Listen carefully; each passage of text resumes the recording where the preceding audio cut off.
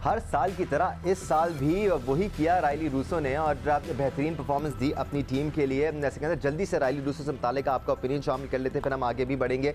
एक बार फिर क्या परफॉर्मेंस थी रायली रूसो? देखिए, वो लगता है कि वो अडॉप्ट कर गए हमारी जो पिचेस हैं ना, उमन सेटल हो गए। हाँ, सेटल हो गए। उमन हम देखते हैं कि पाकिस्तानी सब कॉन्टिनेंट के क्रिकेटर से फास्ट पिचेस पे जाते हैं, वो स्ट्रगल करते हैं। हम वो लोग आते थे हमारे तरफ स्ट्रगल करते थे, मगर अब इतनी T20 की क्रिकेट हो गई है, वो सेटल हो गए हैं। उन्हें पता है कि किस पेस के साथ, किस टाइमिंग के साथ वो कैसे खेलना है, और बहुत ज़बरदस्त वो एक परफॉर्मर है, और जिस टीम में भी होते हैं उसके लिए बहुत बड़ा एक वैल्यू क्रिएट करते हैं। तो वेरी वेल प्लेड। एक छोटा सा कमेंट एहसानुल्लाह के लिए भी ज़रूरी है। रज़ाक आपकी तरफ आएंगे। अभी तक 2 मैचेस में हमने एहसानुल्लाह को देखा है, कैसे लगे हैं आपको? पहले मैच में 3, दूसरे मैच में 5, दोनों में फ़र्क थोड़ा सा मुझे ये नज़र आया कि पहले मैच में थोड़े से शॉर्ट थे, कल थोड़े से और लेंथ उन्होंने अपनी चेक की थी, जिसका और ज़्यादा फ़ायदा हुआ उनको। हाँ जी, देखिए दानिश एहसानुल्लाह जब हमने T20 में इसको देखा था, नेशनल T20 में, तो काफ़ी इम्प्रेसिव लगे थे। फास्टेस्ट बॉलर थे, और इतनी जल्दी PSL में आ जाना, उसके बाद पहले मैच में थोड़े स्ट्रगल करना, उसके बाद 5 आउट कर लेना, तो ये साइन है उसके लिए कि वो एक अच्छा फास्ट बॉलर बन सकता है। अब ये है यहाँ पे उसकी हम कैसे लुक आउट करते हैं, उसको हम कैसे लेके चलते हैं, उसकी फिटनेस का कैसा ख्याल, तो ये हमारी जिम्मेदारी। अल्लाह करे कि ये पाकिस्तान के लिए खेले और दुनिया पे जो हमें काफ़ी देर से फास्टेस्ट बॉलर नज़र नहीं आ रहे थे, तो ये अपना नाम बनाए। ठीक है बड़ी साहब, हैंडलिंग की बात कर रहे हैं अब्दुल रज़ाक, तो हम PSL शुरू होने से पहले हम फ्रेंचाइजीज की बात कर रहे थे। हैदर अज़हर ने हमें बताया था कि पिछले साल भी एहसानुल्लाह उनकी टीम में थे, पिछले साल उनको ज़्यादा मैचेस हमने नहीं खिलाए थे, वो तैयार नहीं थे। इसे एक साल में उन पर बड़ी मेहनत की गई, उनको सही तरह से हैंडल किया गया, उनकी पेस पर काम किया गया, उनकी फील्डिंग पर काम किया गया। नताइज हमारे सामने हैं इस वक्त, अच्छे नताइज नज़र आ रहे हैं। जी हाँ दानिश, KPK से इनका ताल्लुक है, और अभी जो पाकिस्तान कप हुआ है उसमें उन्होंने 22 खिलाड़ियों को आउट किया। फिर जो न्यूजीलैंड की टीम में पाकिस्तान क्रिकेट बोर्ड ने इमर्जिंग प्लेयर्स को पाकिस्तान का ड्रेसिंग रूम शेयर करवाया, उसमें भी एहसानुल्लाह शामिल थे। कल हमने देखा उन्होंने 150 की स्पीड वाली गेंद भी डाली, 145 150 की रफ्तार से वो बॉलिंग कर रहे थे। वकार यूनुस जो फॉर्मर पाकिस्तान कैप्टन है, उन्होंने भी उनकी बहुत तारीफ की। लेकिन इस तरह के कैरेक्टर्स, बिल्कुल अब्दुल रज़ाक ठीक बात कर रहे हैं कि हमारी क्रिकेट में हम देखते हैं कि वो लड़के आते हैं, उनमें जान बहुत होती है, वो जान मारते हुए नजर आ रहे हैं, फिर अचानक मंजर से गायब हो जाते हैं।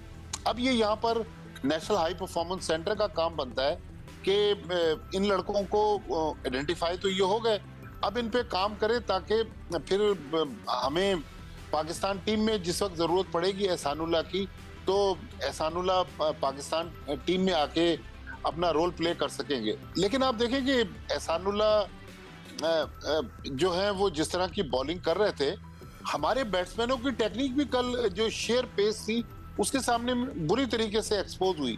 तो मेरा ख्याल में बॉलर का आ जाना एक अच्छी खबर है, लेकिन हमारे बैट्समैन कल जिस तरह फास्ट बॉलिंग के खिलाफ एक्सपोज हो रहे थे, माजी में हमने स्पिनर्स के खिलाफ भी देखा कि हमारे बैट्समैन स्पिनर्स के खिलाफ भी स्ट्रगल करते हुए नजर आ रहे हैं। तो मेरे ख्याल में अब नई जी सॉरी सर, ये बड़ी ताज्जुब की बात है, मुझे भी बड़ी ताज्जुब की बात लगती है। एक ऐसा मुल्क जहां पर मुताद्दिद लातादाद 145 प्लस बॉलर्स हैं, वहां के बल्लेबाजों को तो आदत होनी चाहिए, they should feel at home facing these bowlers. Alia आपकी तरफ भी आता हूँ इसी पॉइंट को लेकर, ये बड़ा क्रूशियल पॉइंट है जो भट्टी साहब ने उठाया है कि अब जब एक्सट्रीम पेस आती है, शेयर पेस आती है, तो हमारे बॉलर, हमारे बैट्समैन थोड़े से स्ट्रगल करते हुए नजर आते हैं, फंसे हुए नजर आते हैं। वो अलग बात है कि 150 प्लस की जो पेस होती है वो सीरियस पेस होती है, किसी के लिए भी मायने रखती है।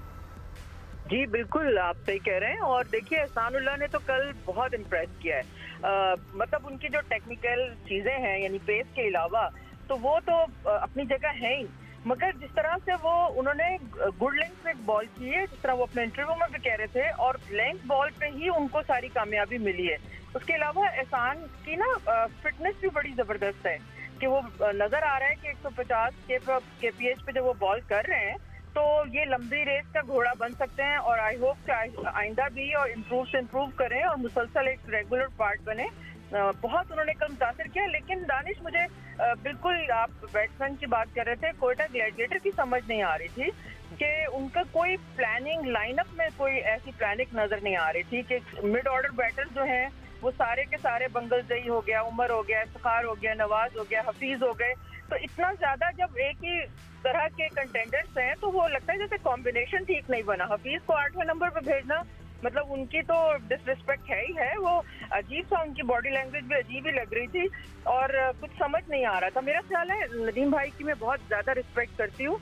मेरा ख्याल है कि उनको थोड़ा सा, आज अगर आपने देखा हो, शायद आफरीदी ने भी एक इस तरह का स्टेटमेंट दिया था और ये बात बिल्कुल ठीक है, थोड़ा सा अपने क्लब के लोगों को सपोर्ट करना या अपने दोस्तों को, या बस यारी दोस्ती वाली चीज ये नहीं होनी चाहिए। उसके अलावा सरफराज की बॉडी लैंग्वेज मैं एक्सपेक्ट कर रही थी, कल मैंने कहा भी था कि वो बेहतर होगी, लेकिन अगर आपके पास टारगेट इतना थोड़ा है, आप क्या कर रहे हैं, 2-2 ओवर्स करा रहे हैं बॉलर्स से।